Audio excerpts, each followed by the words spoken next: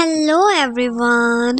तो ये एपिसोड इस तरह से स्टार्ट होती है कि शी गुआंग एक दफा अपने प्रोफेसर के ऑफिस में गई हुई थी। अपने थीसिस के लिए उसने एक ड्राफ्ट सबमिट कराया था, बस उसी पर ही फीडबैक लेना था। इत्तेफाक से उसी टाइम पर वहाँ जुआंग शू भी खड़ा हुआ था और उसके सामने ही प्रोफेसर शी गुआंग को बहुत डांटते हैं और उससे कहते हैं कि तुम्हारा थीसिस अब तक का सबसे वीक है। उसकी काफी इंसल्ट भी करते हैं और कहते हैं कि मुझे नहीं लगता कि अगर तुमने इसमें कोई भी इम्प्रूवमेंट न की तो इस साल तो तुम पास आउट नहीं हो सकती।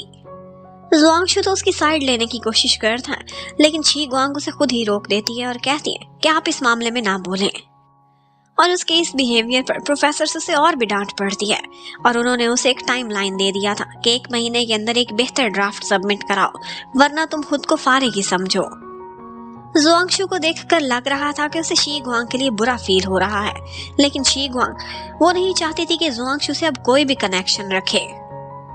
वो तो आजकल हॉस्टल में भी नहीं आती थी, बल्कि अंकल के घर पर ही स्टे किया करती थी।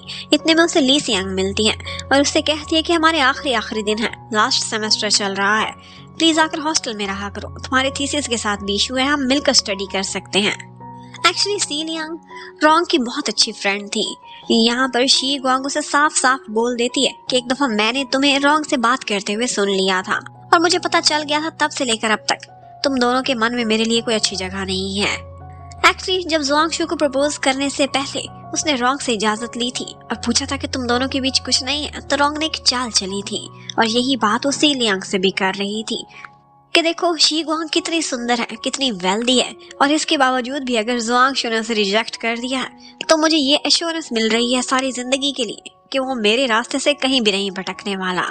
यानी कि उसने जुआंगशु को टेस्ट करने के लिए ही शी गुआंग को यस बोला था, लेकिन उस सब के बाद से बेचारी शी गुआंग की कोई रिस्पेक्ट नहीं रही थी। वेल, प्यार मोहब्बत के सारे मामले तो एक साइड पर, लेकिन इस वक्त तो बेचारी को अपने थीसिस के ड्राफ्ट की टेंशन लगी हुई थी। इतने में उसे एक कॉल आती है, वो पिक कर लेती है और पता चलता है कि ये जुआंगशु की तरफ से थी। वो उसे बोलता है कि मैंने तुम्हें एक ईमेल सेंड की है, उसमें एक ऐसा मटेरियल है कि जिसके थ्रू तुम एक जबरदस्त सा ड्राफ्ट रेडी कर सकती हो और ये इस तरह का है जैसा हमारे प्रोफेसर को पसंद है। शी गुआंग देखती है तो उसे पता चलता है कि उसने उसके लिए काफी सारा मटेरियल रेडी किया हुआ है और इतना ही नहीं बल्कि उसे ट्रांसलेट करके भी दिया था। पहले तो वो सोचने लगती है कि मेरे लिए इतना कुछ क्यों करेगा, फिर उसे समझ आ जाती है कि रोंग ने मेरे साथ एक चालाकी की थी, तो बस ये रोंग की तरफ से एक तरह की अपॉलॉजी कर रहा है। वो गुस्से में भरी हुई उसके डॉर्म में दोबारा कॉल करती है। उसका एक फ्रेंड उठाता है और उसे बताता है कि वो तो अभी सो रहा है, क्योंकि 2-3 रातों से वो मुसलसल रात को काम कर रहा था, पता नहीं क्या इकट्ठा कर रहा था। और बस यही सुनकर एक दफा शी गुआंग का गुस्सा ठंडा हो जाता है। वो उसे कुछ भी नहीं बोलती, लेकिन उसने फैसला कर लिया था कि वो जो करेगी अपने दम पर करेगी। उसकी भेजी हुई ईमेल के सारे ड्राफ्ट्स उसने डिलीट कर दिए थे। अब 1 महीने बाद वो प्रोफेसर के सामने जिस प्रपोजल के साथ जाती है वो उसे बहुत पसंद आया था। वो बोलता है बिल्कुल ठीक है, अगर इस पर काम करो तो इस साल ऑफ कोर्स पास हो सकती हो, मुझे नहीं अंदाजा था कि तुम इतनी टैलेंटेड होगी। वेल, आजकल हर कोई यही सोच रहा था कि थोड़े दिनों बाद वो सब जुदा होने वाले हैं और शी गुआंग भी कुछ ऐसा ही देख रही थी। वो नहीं चाहती थी कि ऐसी कंडीशंस में वो अपनी फ्रेंड से जुदा हो जब उन सब के बीच में एक दरार पड़ चुकी थी। वेल, अब एक दिन वो अपने कजन रूई के साथ एक जगह जा रही थी। वो हाई स्कूल पास कर चुका था और अब उसका एंट्रेंस एग्जाम होना था और वो भी 2 स्टेप्स में। उसके लिए उसे एक दूसरे शहर जाना था और वो अपने भाई के साथ जा रही होती है। रूई अंदर जाने से पहले कहता है कि जब मैं अंदर चला जाऊंगा तो तुम्हें एक सरप्राइज मिलेगा, कोई स्पेशल पर्सन दिखने को। लेकिन वो बाहर आता है तब तक भी वहां पर वो स्पेशल पर्सन नहीं दिखा था। तो यहाँ पर हमें पता चलता है कि एक्चुअली जुआंगशु का भाई जुआंग फे भी रूई के साथ ही पढ़ता था और उसने भी वहां पर टेस्ट देने के लिए आना था। इसी वजह से रूई को लग रहा था कि यहाँ पर जुआंगशु आया होगा, मेरी सिस्टर का क्रश। शी गुआंग को ये सब जानकर बुरा तो बहुत लगता है, लेकिन फिर भी वो जुआंग फे के सामने काफी अच्छे से बिहेव करती है और फिर वो उन दोनों को एक अच्छी जगह पर खाना भी खिलाती है। उन्होंने एक दिन यहाँ ही स्टे करना था क्योंकि कल उनके एग्जाम का दूसरा दिन होने वाला है। और फिर फाइनली दूसरे दिन जुआंगशु भी अपने भाई के साथ वहां पहुंचा हुआ था। वो दोनों भाई तो अंदर चले जाते और इन दोनों को अकेला छोड़ दिया था। यहाँ पर वो जुआंगशु से ज्यादा बात नहीं करना चाहती थी। ऑफ कोर्स वो उस पर बिगड़ी जो हुई थी, लेकिन वो कहता है कि कल तुमने मेरे भाई को ट्रीट दी थी, खाना खिलाया था, तो आज मुझे तुम लोगों की सेवा करने का मौका मिलना चाहिए। और वो उसी रेस्टोरेंट में उसे ले जाता है। वहां पर वो खाना ऑर्डर करता है और बोलता है कि जैसे ही बॉयज का एग्जाम पूरा होगा तुरंत ये खाना सर्व किया जाए। इसके साथ ही शी गुआंग को कुछ पुरानी यादें आने लगती हैं। जुआंगशु की मॉम की सर्जरी होने वाली थी तो उसे पैसों की जरूरत थी। शी गुआंग ने अपनी सेविंग्स उसे दे दी थी, उसकी हेल्प की थी, लेकिन उसने बदले में बहुत ही जल्द उसे वो पैसे चुका दिए थे। आज भी उसे लगता है कि कल इसके भाई को खाना खिलाने के बदले आज हमें खाना खिला रहा है। वो गुस्से में आ जाती है, उसके साथ खाने का इंतजार भी नहीं करती बल्कि बाहर जाकर बैठ जाती है। जुआंगशु को ये सारा कुछ देखकर बुरा तो बहुत लग रहा था, लेकिन ऑफ कोर्स ये सारा कुछ उसका अपना ही किया धरा था और ऐसे शख्स के साथ तो ऐसा ही होना चाहिए। अब वो लोग इकट्ठे खाना भी खाते हैं और उसके बाद बॉयज का जब लास्ट एग्जाम हो जाता है तो उसके साथ ही रुई कह रहा था कि आप लोग हमारे साथ चलो, लेकिन जुआंग फे कहता है कि हम आपके साथ नहीं आ सकते। भूल गए भैया, मॉम भी आ रही है और उसने हमें खाने पर ट्रीट करने का बुलाया है। अब यही से ही शी गुआंग को लगता है कि ये रॉन्ग की बात कर रहे होंगे और वो भी तुरंत ही वहां से चली जाती है और उसके बाद रास्ते में रुई को कहने लगती है कि इसके और मेरे बीच अब कुछ भी नहीं है, क्योंकि ये मुझसे फासला रखना चाहता है, मुझे कभी भी ओ नहीं करना चाहता किसी भी चीज के लिए। मैंने इसे 50,000 दिए थे जब इसकी मॉम की सर्जरी होने वाली थी, याद है? उसमें से 800 तो तुमसे मांग कर दिए थे और इसने मुझे 6 महीने बाद वो वापस किए थे और वो भी 10% इंटरेस्ट के साथ। और कल इसके भाई को खाना खिलाया था ना, इसलिए बदले में आज हमें खाना खिलाने के लिए आ गया था। अब ये सुनने के बाद तो रुई को भी अपना पुराना ट्यूटर बहुत बुरा लगता है और वो कहने लगता है कि दीदी ऐसी बात थी, मुझे तो पता ही नहीं था, दफा करो, भाड़ में फेंको, तुम्हारी जिंदगी में कोई और बहुत अच्छा इंसान आएगा। लेकिन साथ ही साथ कहने लगता है कि इसने तो आपको पूरे पैसे लौटा दिए, आपने कितनी बड़ी गद्दारी की है, मेरे 800 मुझे वापस नहीं लौटाए और अब तक उनका इंटरेस्ट पता नहीं कितना बन चुका होगा। अब फाइनली इसी तरह से दिन गुजरे चले जा रहे थे और शी गुआंग की प्रेजेंटेशन का दिन भी आ जाता है जब वो अपने थीसिस पर प्रेजेंटेशन देती है और इत्तेफाक से शी गुआंग भी चोरी चोरी वहां पर बैठकर ये सुन रहा था और उसे पता चल जाता कि जो मटेरियल मैंने इसे प्रोवाइड किया था उसमें से कुछ भी इसने यूज नहीं किया। उसने अपने ही बल पर वो थीसिस क्लियर कर दिया था और उसके बाद वो हॉस्टल में जाकर अपना सामान इकट्ठा कर रही होती है कि इतने में सी लियांग उसके पास आती है, उससे सॉरी करती है और उसे अपने साथ ड्रिंक करने को भी बोलती है। अब उसके बाद वो तो सो गई थी, लेकिन बाद में वो फ्रेंड्स बहुत सैड हो रही थी। उनमें से एक ऐसी थी जिसे नेक्स्ट ही डे वापस चले जाना था और उसे कोई पता नहीं था कि वो दोबारा कब मिलेंगे। और फिर बस उनकी ग्रेजुएशन सेरेमनी भी हो जाती है। यहाँ पर सब बहुत खुश भी दिखाई दे रहे थे और साथ ही साथ दुखी भी थे। उन सब के अलग होने का दुख था और वो अपने उस फ्रेंड की पैकिंग कराते हैं जिसने आज के दिन ही चले जाना था और फिर वो सबको सी ऑफ करती है आंसुओं के साथ, रोती हुई जाती है और वो सारे लोगों से एयरपोर्ट छोड़ने के लिए जा रहे थे। इतने में बॉयज भी वहां पहुंच जाते हैं जो उनके फ्रेंड्स थे। वो बोलते हैं कि हम पता नहीं नेक्स्ट कब मिले, इसलिए आज के दिन एक लास्ट रीयूनियन हो ही जाए। वो लोग सब एयरपोर्ट तक उसे छोड़ने के लिए जाते हैं और फिर उसके बाद वापस हॉस्टल की तरफ आते हैं, लेकिन जो बस उनकी यूनिवर्सिटी की तरफ आ रही थी वो बहुत पैक होके जा रही थी और धक्कम पेल की वजह से शी गुआंग पीछे ही रह जाती है। उसने सोचा था कि अगली बस पकड़ लेगी, लेकिन पता चलता है कि वो तो लास्ट बस थी और वो अकेली नहीं रही थी बल्कि उसके साथ जुआंगशु भी था जो कि पीछे रह चुका था। अब ये देखकर वो खुश हो या फिर उदास, लेकिन उदास ज्यादा हो जाती है। इतने में जुआंगशु को रोंग की कॉल आती है और वो उसे बताता है कि शी गुआंग के साथ साथ मैं भी पीछे ही रह गया हूँ, अब हम थोड़ी देर में पहुंच जाएंगे। ये सुनते ही वो कहने लगती है कि रोंग को तो बहुत बुरा लगा होगा ना, तुम्हें कहीं डांट ना पड़ जाए। लेकिन वो कहने लगता है कि इसमें बुरा लगने वाली कौन सी बात है। और फिर मजे की बात यह कि वो दोनों ही खाली हाथ चले हुए थे, सिर्फ चिल्लर उठाकर, वो भी बस के किराए के लिए। टैक्सी कैसे पकड़ते, उनके पास पैसे ही नहीं थे, अब उन्हें पैदल ही वापस जाना होगा। अब वहां से वापस जाते हुए चलते चलते शी गुआंग बेचारी के पैरों में दर्द होने लगता है। उसने हील्स पहनी हुई थी। वो उसे कहती है कि तुम चलो, मैं खुद ही आहिस्ता आहिस्ता आ जाऊंगी, क्योंकि शी गुआंग अब उसकी तरफ काफी कोल्डली बिहेव करती थी और मन ही मन में सोचने लगती है कि तुम हर चीज का मुझे तुरंत ही बदला चुकाना चाहते हो क्योंकि मेरे से कोई वास्ता नहीं रखना चाहते ना। लेकिन मैंने भी तुम्हारा थीसिस मटेरियल यूज नहीं किया, इसका मतलब है कि रोंग की अपॉलॉजी तुम्हारी तरफ से अभी मेरी तरफ एक्सेप्ट नहीं हुई। यहाँ पर जुआंगशु से बात तो कोई और करना चाहता था, लेकिन वो गुस्से में आ जाती है और कहने लगती है कि तुम मुझे समझते क्या हो कि मैं एक बिगड़ी हुई अमीरजादी हूँ जिसका जिंदगी में कोई गोल नहीं है। हाँ, मैं हूँ बिगड़ी हुई, क्योंकि मैं जिंदगी तुम्हारी तरह से नहीं जीती। मैंने लाइफ में कोई बड़ा मिशन नहीं रखा।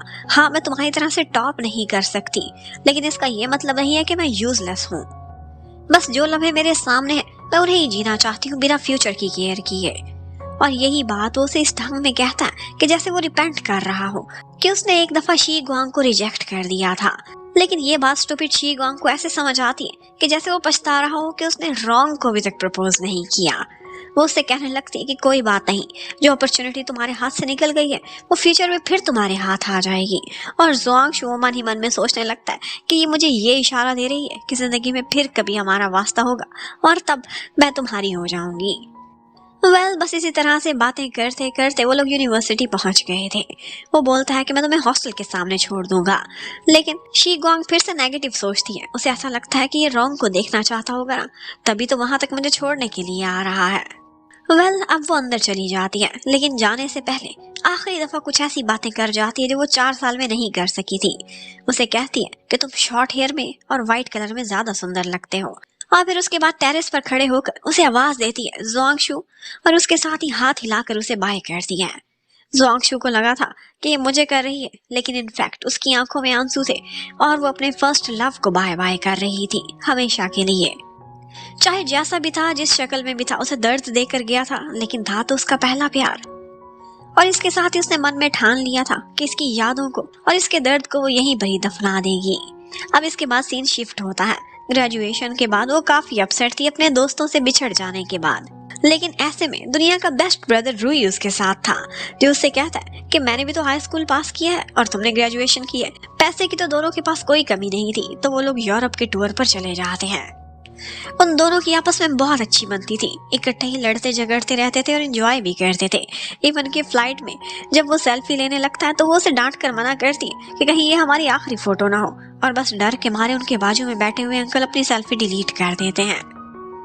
अब 2 महीने उन्होंने खूब आउटिंग की थी। जिंदगी का अच्छा सारा मजा लेने के बाद जब वो वापस चाइना लौटती है तो उसकी मॉम कहती है कि मैंने सोचा था कि एंजॉय करके आ रही होगी तो तुम थोड़ी मोटी हो गई होगी, लेकिन तुमने तो वेट लूज कर दिया है। एक्चुअली शी गुआंग को यूरोप का खाना पसंद नहीं आया था। अब वो अपने फ्यूचर की बातें करते हैं। वो बताती है कि किस किस कंपनी में मुझे अपॉर्चुनिटी मिली थी, लेकिन मॉम मैंने खुद रिजेक्ट कर दी है। अब उसके डैड चाहते थे कि वो उनकी अपनी कंपनी संभाल ले और इसी मामले में उससे मीटिंग भी करना चाहते थे, लेकिन इस मीटिंग से पहले उसकी मॉम उस पर एक और न्यूज छोड़ती है, और वो ये थी कि वो जिस शेनयॉन कंपनी में इंटरव्यू देकर कामयाब हो चुकी थी, एक्चुअली वहां पर 49% शेयर्स उसके अपने डैड के ही हैं। उन्होंने वहां पर एक बहुत बड़ी इन्वेस्टमेंट की थी, लेकिन अब वो वहां से पीछे भी हटना चाहते हैं। जब वो अपने डैड से मिलने के लिए जाती है तो पता चलता है कि वो तो अपने डैड की तरफ काफी कोल्ड और रूड थी, लेकिन डैड उससे बहुत प्यार करते थे। उसे कहते हैं कि जाते हुए मुझे मिलकर भी नहीं गई, और अब देखो आई हो तो मेरे लिए कोई गिफ्ट भी नहीं लाई। इतने में वो नीचे से एक गिफ्ट उठाकर डैड को देती है और डैड शर्मिंदा से हो जाते हैं। अब डैड उसे बार बार यही कह रहे थे कि और अपनी कंपनी संभालो, लेकिन लगता है कि मॉम से डिवोर्स की वजह से वो डैड की तरफ इतने अच्छे विचार नहीं रखती थी। उनसे कहने लगती है कि वो आंटी वो कितने साल और जिएंगी जिनकी वजह से आपकी और मेरी मॉम की डिवोर्स हुई है। आपने बोला था कि वो बस मरने ही वाली है, उसके पास थोड़े ही दिन बचे हैं। क्या उस आंटी के पास अनलिमिटेड रीफिल है लाइफ का? मेरी ग्रेजुएशन हो गई, लेकिन वो तो अभी तक जिंदा है। पर डैड उसे कहने लगते हैं कि बड़ों के बारे में ऐसे नहीं बोलते, और तुम्हारी मॉम कुछ ज्यादा ही सोच रही थी। मैं और वो तुम्हारी आंटी, हम तो बस जस्ट फ्रेंड्स हैं। यहाँ पर डैड कुछ इमोशनल बातें भी कर जाते हैं और उससे कहते हैं कि तुम्हें याद है बचपन में मैं तुम्हें कंधों पर बिठा कर चलता था, और अब मुझे तुम्हारी जरूरत है। क्या तुम मेरी कंपनी का बोझ नहीं उठाओगी? कल को ये सारा कुछ तुम्हारा ही होने वाला है। अब उसके बाद वो ठंडे दिमाग से सोचती है और अपनी मॉम से भी मशवरा करती है। वो हमेशा डैड से ज्यादा अपने मॉम की ही सुना करती थी। उसकी मॉम कहती है कि अभी तुम इतनी मैच्योर नहीं हुई कि अपने डैड के साथ जाकर बिजनेस कर सको। मुझे लगता है कि काम कम और तुम उनसे लड़ाई ज्यादा किया करोगी, इसीलिए 2-4 साल कहीं और लगा लो। जब मैच्योर हो जाओ तो फिर अपना बिजनेस संभाल लेना। और फिर फाइनली वो शेंगयुआन कंपनी को ही ज्वाइन करने का फैसला करती है, लेकिन उनके शंघाई वाली ब्रांच को नहीं जिसके सामने ज़ुआंगशु का ऑफिस होने वाला था, बल्कि उनका एक प्लांट था, एक फैक्ट्री थी, उसके पास एक ब्रांच थी। वो उसी को ही ज्वाइन करने का फैसला करती है। उधर ज़ुआंगशु को दिखाते हैं अपने बैंक की तरफ से वो लोग एक दफा शेंगयुआन कंपनी के साथ एक मीटिंग के लिए जाते हैं, और यहीं पर ही उसका आमना सामना लिन यूसन से होता है। यूसन उससे बहाने बहाने से पूछ लेता है कि तुम्हें एक दफा देखा था, अपने किसी क्लासमेट की सीवी देने के लिए आए थे, पता नहीं उसने यहाँ जॉब करी कि नहीं। लेकिन वो आगे से बोल देता है कि नहीं, वो अब्रॉड चली गई थी। एक्चुअली कहीं ना कहीं यूसन अपने क्रश के लिए बहुत क्यूरियस हो रहा था। जबकि उधर शी गुआंग उस दूसरे शहर में पहुंच जाती है और अपनी ज्वाइनिंग भी कर लेती है। यहाँ पर उनकी एक बहुत बड़ी फैक्ट्री थी, जिसके साथ ही उन्होंने एक हॉस्टल भी रखा हुआ था, और वहाँ उनके एम्प्लॉयज स्टे किया करते थे। यहाँ पर वो ज्वाइनिंग करती है और उसे लगता है कि वो बहुत कुछ सीख सकती है। और साथ ही साथ हॉस्टल होने की वजह से वहाँ पर वही वाइब्स आ रही थी जैसी उसे यूनिवर्सिटी में आया करती थी। और यहाँ पर भी उसकी रूममेट्स उसे बहुत चिल लगती हैं और उन दोनों के साथ ही उसकी पहली मुलाकात में बहुत अच्छी दोस्ती हो गई थी। वो उसे कहने लगती है कि अभी अपना वेट चेक कर लो, और हाँ तुम्हें इतना बता दूं, 1 महीने में 1 किलो जरूर ही बढ़ा लोगी क्योंकि यहाँ का कैफेटेरिया मैजिकल है। अब वो कैफेटेरिया में खाना भी खाती थी और सारा दिन अपने काम में लगी रहती थी। यहाँ पर उसे बहुत कुछ सीखने को मिल रहा था। और फिर इसी तरह से 1 महीना गुजर जाता है। जब वो अपना वेट चेक करती है तो 1 नहीं बल्कि 3 किलो वेट बढ़ा चुकी थी। ये देखने के बाद वो तो चीखें ही मारती रह जाती है और पता चलता है कि वो कैफेटेरिया इसलिए मैजिकल था कि वहाँ का खाना इतना बुरा होता था कि खाया ही नहीं जाता था, और इसकी जगह वो लोग या तो स्नैक्स पकड़ लेते थे या फिर कहीं बाहर खाना खाने चले जाते थे। इसीलिए उन सबके वेट गेन हो रहे थे। अब उसकी फ्रेंड जिंजी काफी मूड बनाती है और कहती है एक तो खाना इतना बुरा, ऊपर से काम का इतना बर्डन, और साथ ही साथ यहाँ पर कोई गुड लुकिंग कोलीग भी नहीं है। यूनिवर्सिटी में कितने अच्छे अच्छे हैंडसम बॉयज तो दिखने को मिलते थे। इतने में एक और कोलीग भी उनके बाजू में आकर बैठ जाती है और कहती है कि मेरे पास तुम्हारे लिए एक न्यूज है। अब हमारी इस ब्रांच में एक बहुत ही हैंडसम बॉय आने वाला है जो कि पहले मैनेजर हुआ करता था हेडक्वार्टर में, और अब वो तुम्हारी ब्रांच का हेड होने वाला है। वो एक्सट्रीमली हैंडसम है। पहले तो वो एक सर्जन हुआ करता था और फिर उसके बाद पता नहीं क्यों उसने मेडिकल की फील्ड छोड़ दी है और अब बहुत सालों से हमारी कंपनी में ही काम कर रहा है। अब जिंजी तो बस यही सपने सजाने लगती है कि चलो कोई अच्छी शक्ल तो देखने को मिलेगी, लेकिन शी गुआंग कहने लगती है कि मुझे लगता है कि वो अब तक बूढ़ा हो चुका होगा। देखो पहले मेडिकल पढ़ा, फिर सर्जन बना और अब कितने सालों से यहाँ काम कर रहा है। खुद ही अंदाजा करो कितना एक हैंडसम होगा।